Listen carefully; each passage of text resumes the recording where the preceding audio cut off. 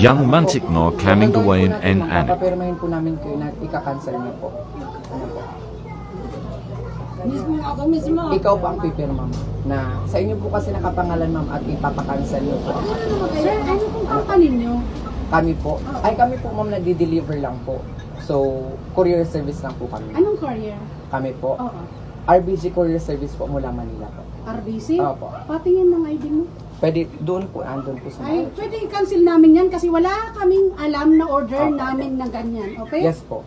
Ganito nga po, ma'am, binibigyan ko pong option kay ma'am. Para po makancel po ito dahil hindi po biro Okay. yung lucky po. And then kami din po nag-effort pagpunta dito. Papapirmahin po namin siya na kinakancel niya po. Para Okay, kami din saan na yung po, pipirmahan? apo, kunin ko lang po. Sige, sige.